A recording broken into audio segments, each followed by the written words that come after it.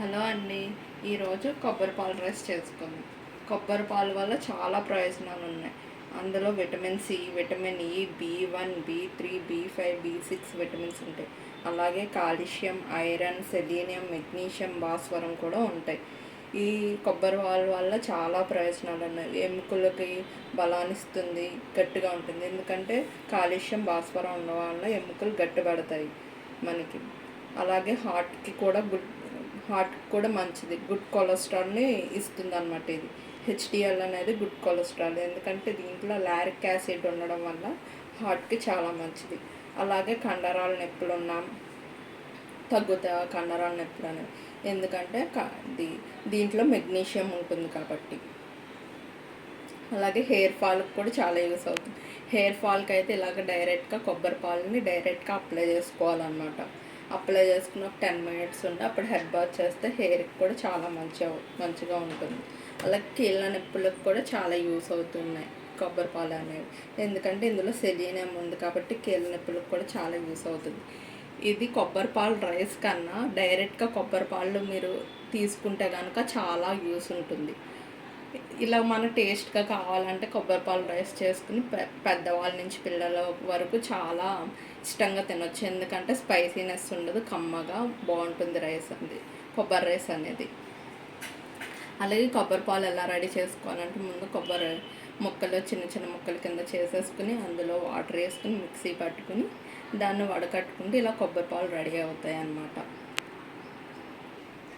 ఇప్పుడు కొబ్బరి పాలు రైస్కి మనం ఏమే వేసుకోవాలంటే బిర్యానీ ఆకు, యాలకులు 2 అండ్ ఈ మొగ్గలు 3 అండ్ లావు మొగ్గల 6 వేసుకున్నాం. అలాగే ఈ పువ్వు 1 వేసుకున్నాం, చెక్క వేసుకున్నాం అనమాట.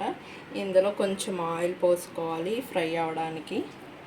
అందుకని నేను కొంచెమే ఆయిల్ పోస్తున్నాను. ఎందుకంటే కొబ్బరి పాలు రైస్ కాబట్టి దాని నుంచి కూడా ఆయిల్ వస్తుంది. అందుకని నేను కొంచెమే ఆయిల్ వేసుకుంటున్నాను. ఇప్పుడు ఇలా ఆయిల్ వేసుకున్న తర్వాత స్టవ్ వెలిగించుకొని మనం ఈ బిర్యానీ సరుకులు వేగనివ్వాలన్నమాట.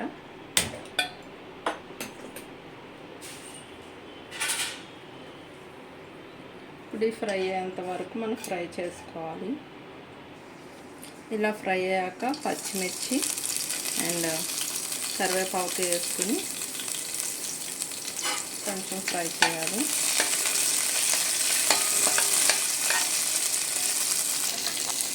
ఇలా కొత్తిమీర కూడా వేసేసాను. ఇలా ఫ్రై చేసిన తర్వాత అల్లం వెల్లుల్లి పేస్ట్ వేసుకోవాలి.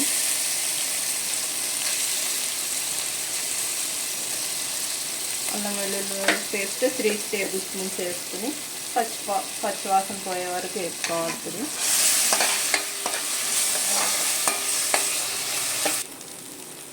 ఇప్పుడు పచ్చివాసన పోయే వరకు వేపుకున్న తర్వాత నేను ఈ గ్లాస్తో 6 గ్లాసెస్ బియ్యం తీసుకున్నాను అనమాట. ఈ గ్లాస్తో ఇప్పుడు నేను 6 గ్లాసెస్ ఆఫ్ బియ్యం తీసుకున్నాను కాబట్టి మనం ఒక గ్లాస్కి 2 గ్లాసెస్ కొబ్బరి వాటర్ వేసుకోవాలన్నమాట. అందుకని నేను ఇప్పుడు 6 గ్లాసెస్ కాబట్టి 12 గ్లాసెస్ వేసుకోవాలి. నేను 12 గ్లాసెస్ ఇందులో వాటర్ వేసుకుంటున్నాను కొబ్బరి పాలు.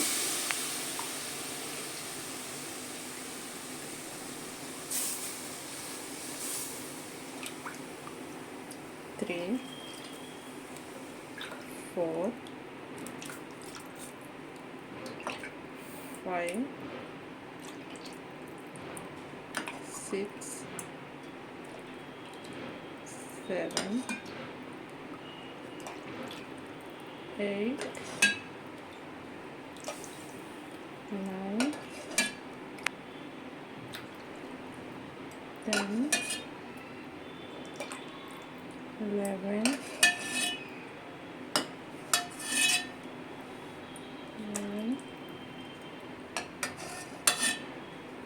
12.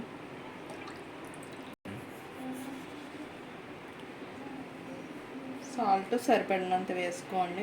ఎంత మీకు సరిపోతుంది అనుకుంటే అంత వేసుకోండి టేస్ట్కి తగ్గట్టు. ఇలా సాల్ట్ వేసుకున్న తర్వాత హైలో పెట్టుకుని కొబ్బరి పాలు కొంచెం మరగనివ్వాలి. మరగనిచ్చాక రైస్ వేయాలి.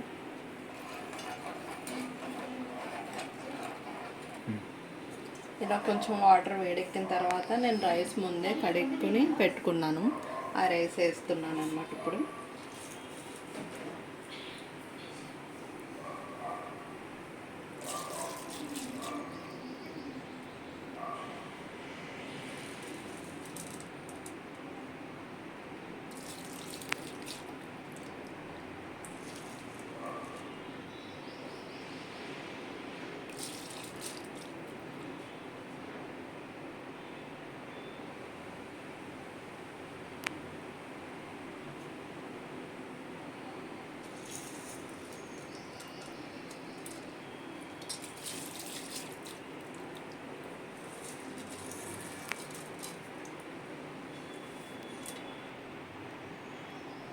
ఇలా బియ్యం వేసుకున్న తర్వాత ఇలా తిప్పేసి స్లోలో పెట్టేసి, ఎందుకంటే ఇది మనకి నార్మల్ వాటర్ కొబ్బరి వాటర్ కాబట్టి కొంచెం ఆయిలీగా ఉంటుంది కాబట్టి వాటర్ రైస్ మంచి కుక్ అవ్వాలంటే కనుక స్లోలోనే పెట్టేసి మనం మూత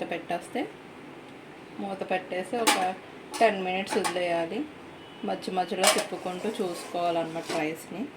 ఇలా 10 మినిట్స్ మూత పెట్టేసి వదిలేద్దాము. చూసారు, ఇలా సిమ్లో పెట్టుకుని కుక్ చేసుకుంటే మంచిగా కుక్ అయిపోద్ది.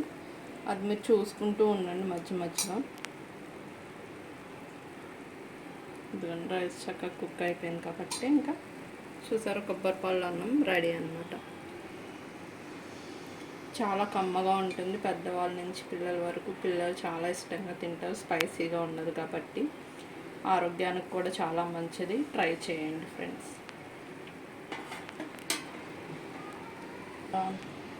Please like, subscribe and